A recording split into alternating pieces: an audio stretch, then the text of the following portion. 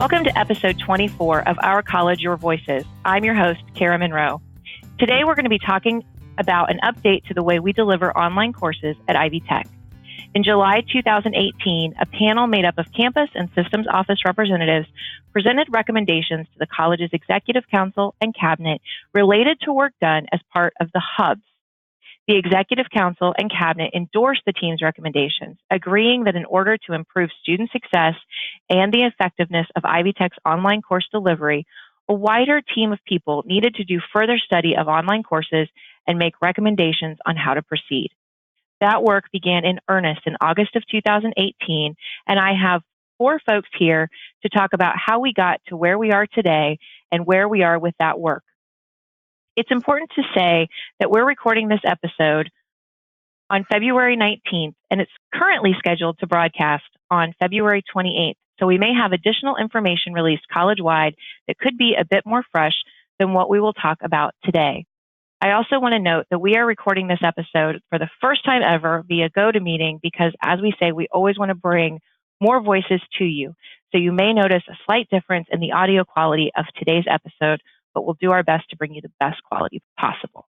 With that quick bit of introductory business out of the way, let's meet our panel. First up is Justin Sewer. Good morning, Justin. How are you? Good morning. I'm great. How are you? I'm okay. Good. I'm Justin Sewer. I'm the Dean of Business and Public and Social Services in Sellersburg, Indiana. I was involved with the distance ed restructure, so to speak, from a very early point, and have just enjoyed watching that progress be made. Excellent. Thanks and welcome, Justin. Next up is Sarah Shepler. Good morning, Sarah. Good morning, Kara. I'm Sarah Shepler, and I'm the Department Chair for Business Administration and Supply Chain Management at the Terre Haute campus. I've been with the college full-time for about 10 years and have just recently started serving on both the policy and staffing sub-teams for the OAU Hub. Excellent. Thanks, Sarah. And we'll talk a little bit more about the sub-teams a little bit later, so that's great. And next up is Claire Maxon. Hi, Claire. How are you this morning? I'm great. Thank you very much for having me. My name is Claire Maxon. I am the Foundations of Success Department Chair for the Indianapolis service area, and that department houses our student success courses, IVYT 111 through 116. Excellent. Welcome again, Claire. And Kevin Smith. Good morning, Kevin. How are you? Good morning. Fine. How are you? I am English faculty in Fort Wayne, and I'm serving on the steering committee as the statewide faculty council rep, and also serving on the subcommittee for staffing. Excellent. Welcome, Kevin. So all 4 of you have a teaching capacity here at the college, and it was very important to us to put a panel together with our faculty. This episode will actually probably release either the same day as or the day just before an episode with several staff, also talking about the OAU. And also on that episode is our other guest for today, and that's Matthew Pittman. Good morning, Matthew. Good morning, Kara. Thanks for having me. I'm the Executive Director for the Center for Instructional Technology, and for the OAU project, I'm the team lead for the staffing sub-team, and I'm also helping lead some of our other efforts around the OAU. Excellent. Thanks. Good morning, Matthew. So I have several questions that I'd like to have the panel discuss this morning. And so several of you talked about the different sub-teams that you're on. So there are 11 sub-teams guided by that steering committee that Kevin and Matthew and I are a part of. And so I'd like to know, start out with the first question, what was your first impression of the online academic unit, and how has that changed as you've worked on one of the sub-teams? This is Kevin.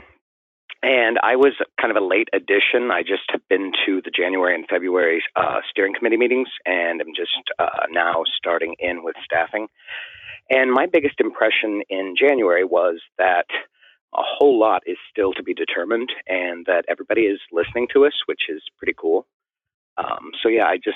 It's interesting to watch the process evolve and decisions be made and input be given. This is Claire. I would agree with that statement that I definitely have enjoyed the process and actually seeing the process and being a part of it, learning more. I'm on the course development subcommittee, which I do have experience developing online courses as well as face-to-face, but more recently the IVYT 111 course for the statewide component. And I think that I felt that I was able to bring something to the table and be a part of the discussion, but I definitely feel heard by those who are on the committee and our reporting structure as that moves forward to the other committees and the steering committee. Okay. I'm going to move on to the next question. What do you see as the biggest opportunity for the OAU to have a positive impact at Ivy Tech? So this is Justin. I think from the very earliest period, I felt like that the biggest impact would be perhaps financial, right? Because we would be saving quite a lot by optimizing the number of students in each section. But as I began to work more closely with Kara and Stacy and Matthew, I learned that there are opportunities also to, perhaps improve the quality, not just through the optimization of the sections, but by the amount of money that perhaps we could invest in a department that would focus solely on this delivery model, right? And then also we would be able to be a little bit more selective about who taught each course. There would be fewer sections, and so we would need fewer instructions, and so instructors, and so therefore we could be a little bit more selective. So besides these savings, there's also a quality impact that is exciting, I think. This is Sarah. I would just add to Justin's comments that the consistency, I think, of our courses that are going to be delivered online, I think will help student success in the long run. And this is Claire. I would agree with that point. I think what I was most excited about was the potential for more focused mentoring for those faculty that are teaching the online classes.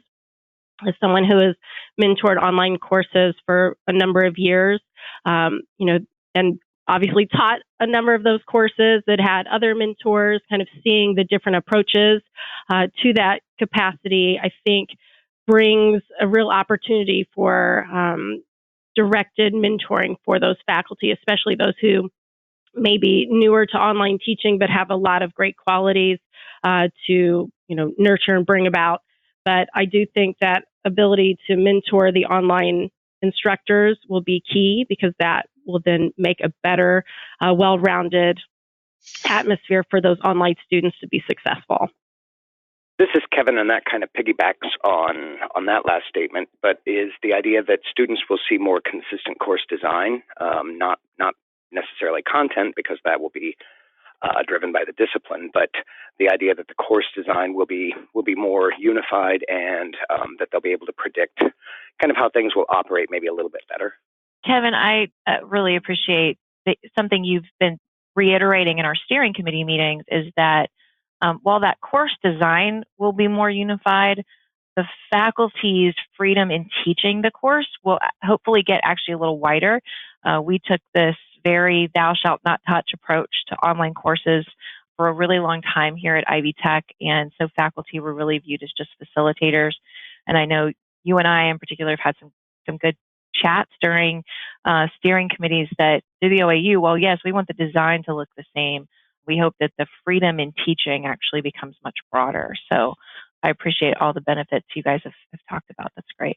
That's one of the most exciting things about it is, it's much easier to teach content that you've had at least a little bit of input and freedom to modify and to make your own. Right. Absolutely. Yeah, the academic freedom bit is pretty exciting to me. We've already talked about some of the things you guys see as big opportunities for the online academic unit. And of course, we're going to launch a small part of the online academic unit. Of course, the long-term goal is that all online courses at Ivy Tech are moved into the online academic unit. But for fall, we're starting with our alpha implementation of it, a small subset of courses.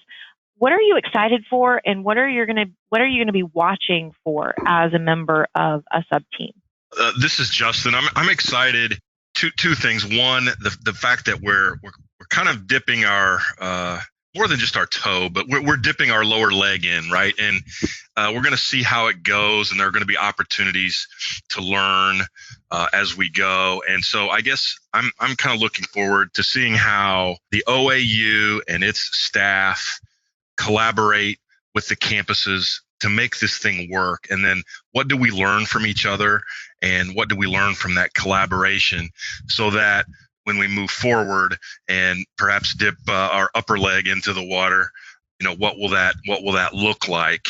And then ultimately, as we continue to move forward, I'm just excited about how that improvement and that collaboration will evolve. This is Matthew. I know I'm not a faculty member necessarily, but one thing I wanted to mention about the alpha implementation that I'm particularly excited about, and I think is referenced in our other episode, is the opportunity that the professional development sub-team is putting together for faculty teaching in this model. We're going to have some focused professional development, probably in person and online, for those faculty that are teaching OAU classes. And I think it's really exciting that we're going to focus in and try to offer that as part of the alpha. And one thing I'm watching as a member of the sub-team is how our process for faculty loading goes. We haven't shared a lot of details about that yet, but hopefully soon we'll be sharing more details on that process. And I'll be very curious to see how that works out for the implementation this fall. That information, actually, Matthew, should come out just after March the 7th. So if anybody's listening to this episode on the 28th or shortly after, definitely watch for that information right after March the 7th. We have an executive council meeting right after that. Any other thoughts on things anybody's excited about for the alpha implementation, or things you're going to be watching as a sub-team for the alpha or even beyond? This is Kevin. Yeah, I really kind of think just the way that things work. I think it's really good to be taking, this scope seems just right for the starter initial phase. And yeah, I think seeing staffing, and I think faculty are going to feel a little bit better when they kind of realize how this is going to work. So I think the slow start makes a lot of sense. What is one thing that you want to tell all the faculty at the college? You have the platform to do that from right now. What's one thing you want to tell everybody at the college about the online academic unit? This is Sarah. I think it's really important. What I've noticed on the sub-teams that I'm involved in is that faculty are really at the forefront of many of the conversations that the sub-teams have. And I think each sub-team is doing a very good job of taking into account all of the concerns, the comments, the suggestions that individuals and groups at the campus level are bringing forth to the sub-teams. So I think it's just important for faculty to know that they're being heard in this process. I agree, Sarah. That's a really valuable thing to bring forward. Sorry. Go ahead, Kevin. I Sorry also about think that. back to the idea of academic freedom, and maybe online teaching will feel better for now for those in the alpha phase, and then for the rest of us later on.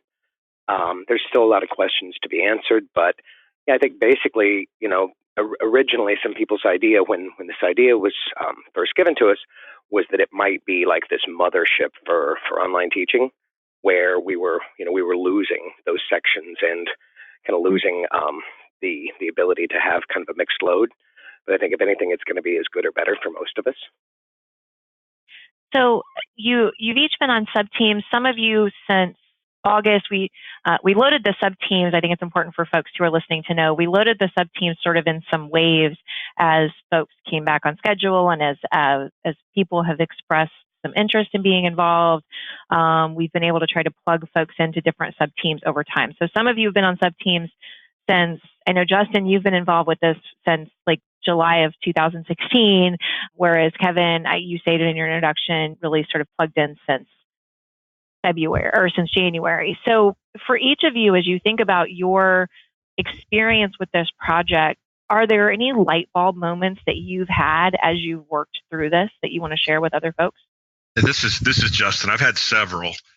As this has progressed, the first light bulb was what appears to be a relatively simple structural change has lots of complexities as we move further and further, down the organization, closer to the actual student delivery. And so the importance of getting faculty involved and the importance of having the mock loading exercise and lots of conversations that take time, right? And so that was the first light bulb for me, was, wow, this is more complex than I thought it was, and requires a lot more thought, conversation, collaboration. The second one, I think, is that once that conversation and collaboration is executed, then the light bulb that has gone on for me is that it's been really good to see others who were very skeptical, some who were extremely skeptical, begin to see the benefit and to come alongside the work that we think is we're doing this because we think it's what's best for students, right? So that's been encouraging. This is Kevin. And in the last couple of months, what I've really been impressed by is again the idea that we are still early in the stages, even though some of you have been involved for a long time. As far as final decisions being made, it's early, and that everybody seems to be listening.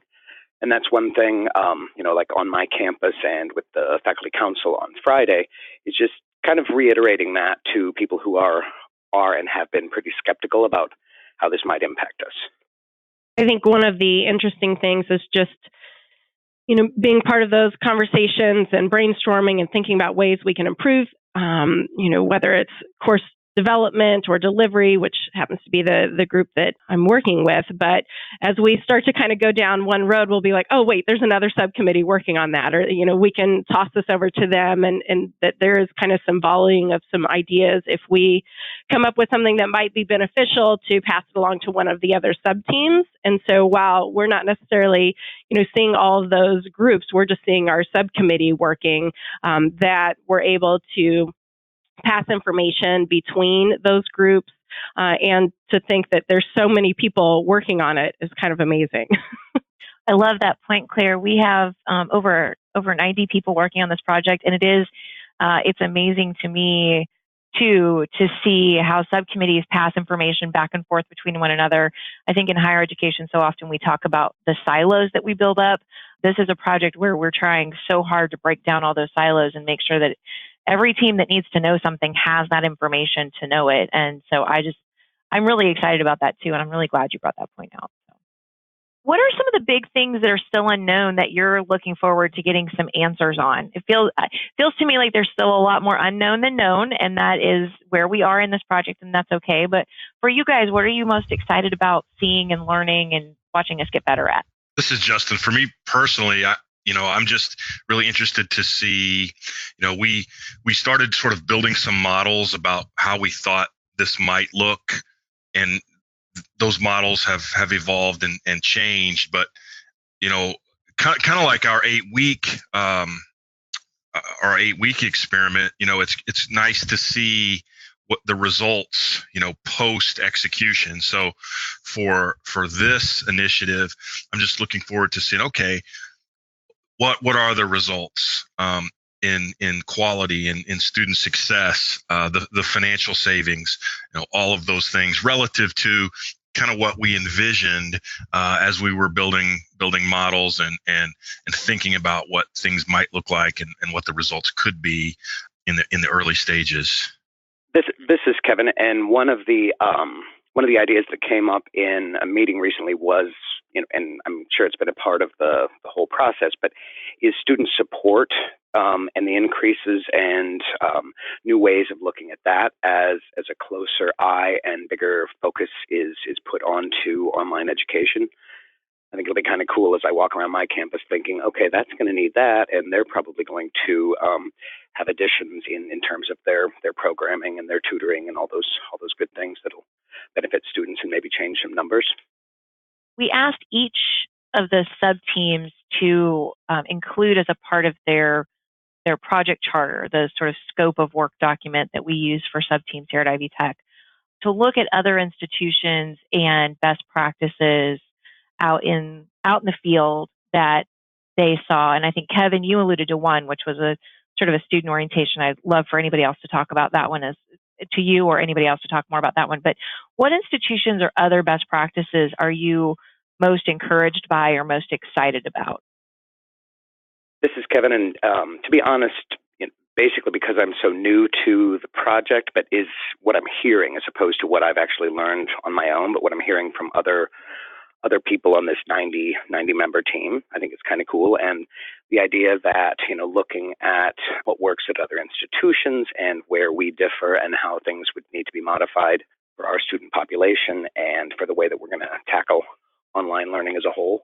This is Claire. Another point, I think that in the course development subcommittee, we're able to see the potential for Quality Matters to really be infused into the online course development. So while developers have currently gone through Quality Matters instruction and worked through professional development with that's at different levels. So there would be a little bit more in capacity with alignment with what is found in those Quality Matters rubrics and course development throughout the courses in the OAU. So guys, anything else? That's the end of our questions. Anything else you want to make sure gets said today? This is Kevin, and I really encourage faculty to be as open-minded as possible and to realize that, if they have input, people are listening to them. I think sometimes that's a fear that we and probably people at every school have, is that, people who are not in classrooms, whether electronic or physical, might not be hearing and understanding some of the things that are happening, but that's been something I've been impressed by in this process so far, is that people are listening. Good. This is Justin. I just want to thank everyone that's been involved, over the last almost 2.5 years. It's just been great to see so many people have the opportunity to provide feedback. And I appreciate Kara and Matthew and your team being so patient and, letting everyone have input, so that we can, when we do this, we make sure that we're doing it thoughtful way and that we're doing it right. I appreciate that, Justin. And I actually feel like I've been working for 20 years in online education at Ivy Tech. I'm so excited to have the institution focusing on it and focusing on trying to collaboratively improve the success of students and the experience for faculty. So kudos to all of you for going on this journey and being willing to do it, because it's hard work and we've got a lot going on here. We always do. And so kudos to all of you for all of the work that you're doing, because you're all taking this as extra assignment on top of your already incredibly full plate. So I appreciate everything all of you are doing and all of our faculty across the state are doing. Thanks, everybody. We end every episode with a call to action. Today's is threefold. First, read through the alpha implementation information on our website if you've not had a chance to read through that yet. That info is on our website at ivytech.edu/podcast. Second, listen to the second episode in this series, which will release sometime in the next couple of days, to hear from staff about the online academic unit. Today from faculty, and in that next episode from staff. Third, if you have a question about the online academic unit, reach out and ask that. You've heard from a few members of our sub-teams. There are members from every single campus on our sub-teams. If you're not sure who that is, let us know, or you can ask, of course, Matthew Pittman or I a question anytime you want to. All of those questions are helping inform both the work that we're doing in those sub-teams. As we said, there's a lot of information sharing going on, as well as future episode updates that we do about the online academic unit. Thank you for joining us on episode 24 of Our College, Your Voices. I want to thank the members of today's panel, especially for being a part of this experimental episode that we did via GoToMeeting. Hopefully the sound quality was good. So thanks again to Justin Sewer, Sarah Shepler, Claire Maxon, Kevin Smith, and Matthew Pittman. I'm your host, Kara Monroe. You can connect with me on Twitter at KNMTweets. Our producer is Ann Penny Valentine. Ann is on Twitter at Indy Penny. Episode producer for this episode was Matthew Pittman. You can reach us by email at ourcollegeyourvoices@ivytech.edu. Leave us a voicemail at 317-572-5049. Remember, that is a great way to have your voice be heard on the podcast. If you have an opinion or a thought or a question about the online academic unit, feel free to leave it there. Our website is ivytech.edu/podcast. It is maintained by Tracy Allen. Production assistance is provided, as always, by Becky Campbell, Sarah DeWitt, and the Ivy Tech Community College marketing team. Our podcast concept is by Matthew Pittman. Theme music, recording, and post-production services, as always, provided by the incredible Jen Ease at the Brassy Broadcasting Company. Jen, we tried not to make your job too hard today. We will see you next time on Our College, Your Voices.